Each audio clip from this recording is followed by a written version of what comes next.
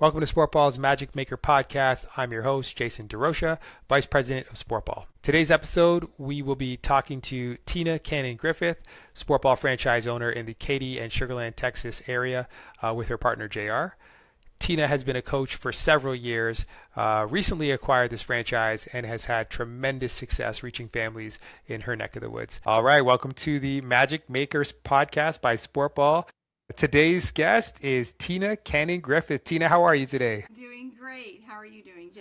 I'm doing very well, and happy birthday. Thank you for taking time on your birthday to chat with us today. Thank you. You are very welcome. I'm happy to be here. Thanks for having me on. Such a pleasure. So, Tina, I think we've known each other for probably around 15, almost 20 years. When I first started visiting different franchises markets, I came out to Austin, Texas, and you were a coach back then. And it's so nice to see you kind of move through the system and now become a franchise owner. And just tell us a little bit about who you are, what territory you own, and how long you've been in the game. Well, oh my goodness, I have been, seems like with Sportball forever. My business partner and I, we have the territory for West Houston, so Katy and Sugar in the surrounding areas. And I have been coaching since about 2016 for Sportball. So I guess we're going on about 9 years. The first time that I ever saw anything with Sportball, I was walking into a Sprout store. And a blonde coach, which you can guess who, was walking out and she was wearing a whistle.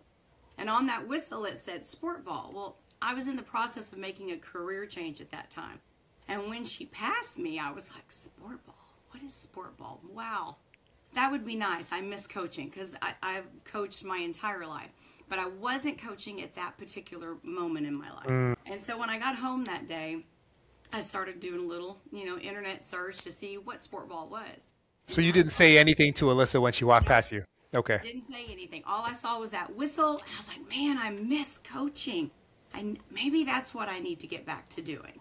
And so then I guess, I don't know, later that evening I got online and Googled, and that's when I found out it was a franchise. I was like, let's see, could I do this? And then that was it. So then I started doing more research on Sportball.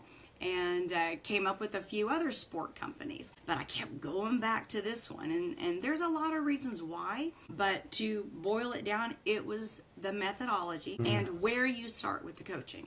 So once I saw that and it was in line with what I already had been doing in coaching, it was a no-brainer. So I called, made an appointment, and years, I'm still here. That's awesome. So you started as a coach. Do you remember what your first experience was like being out there in a sportball class? Yes, we met at a church, and they were doing hockey that day. And so it was an on-site working interview, basically, is when I first kind of saw him in action. And I kind of stood back, kind of watched a little bit. And then it was just, without even Micah telling me, I just kind of jumped in there and helping some kids with positioning on their hands, and had a few kids that were having trouble keeping their foot planted before they could hit. And I said, hey, you know what? You've got some sticky butter. Put some sticky butter on those feet and they won't move anymore. And I remember Micah turning around going, That's good. have to remember that. So that was my first actually getting, seeing it in action. And so I knew from that moment that, okay, this is it. This was it. So you said you had a previous career and you were just looking for a change. Do you mind my asking what kind of career you had prior to becoming a member of Sportball? Child Development Center. I've been at Child Development Center ever since I got out of high school. So I had my own Child Development Center for about 20 years. I needed kind of a break from that. But everything I've ever done, the majority of my career, is working with children. That's cool. So, all right. So you went from owning a business to then working as an employee for Sportball, as a coach for Alyssa, who are franchisees in Austin, Texas. What was it that then made you feel like, okay, I'm ready to get back into the business world and own a Sportball franchise? I had already decided that doing a franchise was something that was my long-term goal, right? Because I do make such a great connection with children, I kept putting it off. After about the third year, I was like, okay, I need to start preparing to acquire a franchise, right? So done the savings and all of that, and we're working on that over time.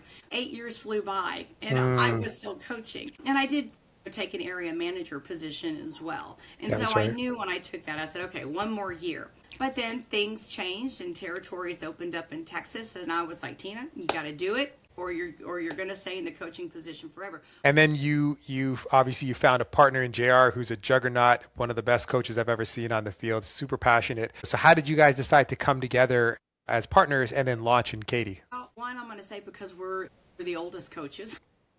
Okay. You bonded with age. Okay.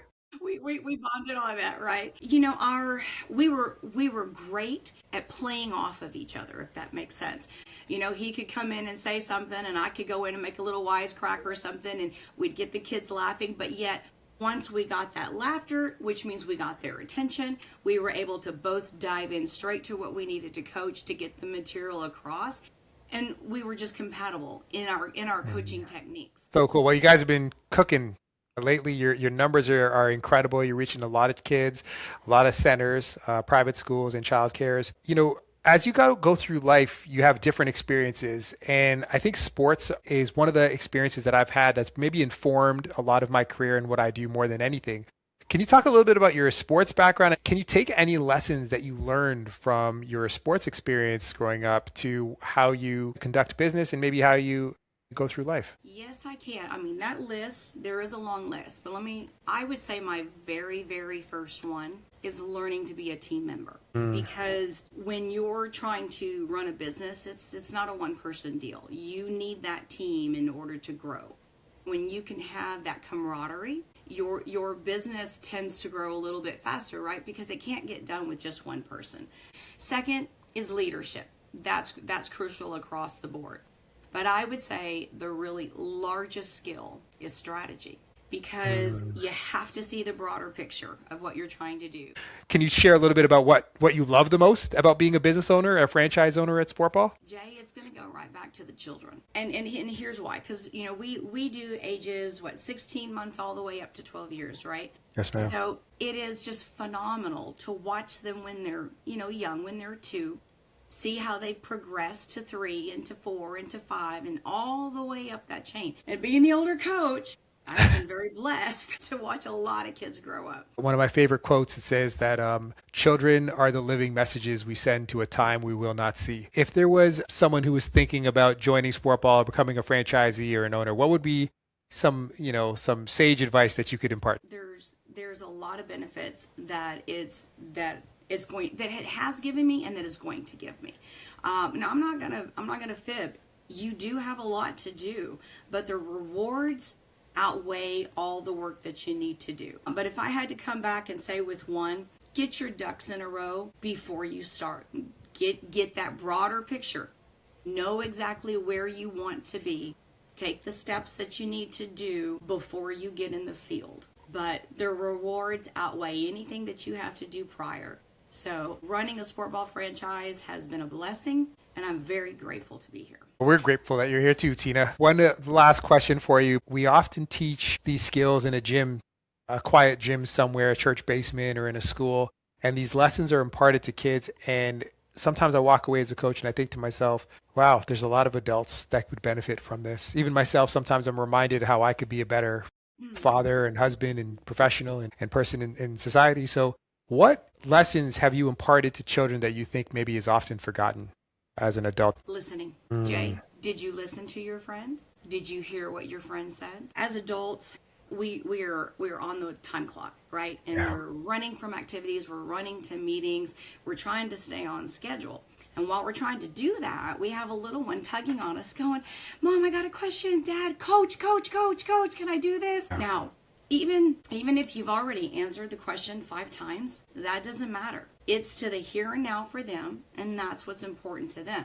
So if you take that time and you answer that question, I guarantee you 9 out of 10 times it's going to be the funniest question that you've ever had, and it's going to bring a smile and a laughter to your face. And so that's going to brighten your day right then and there. But the most important thing is you have to remember that in that moment that you're taking that 5 seconds, you just taught them 2 most important things. You taught them how to talk to you, and you taught them how to listen. And those are 2 things that adults sometimes forget how to do.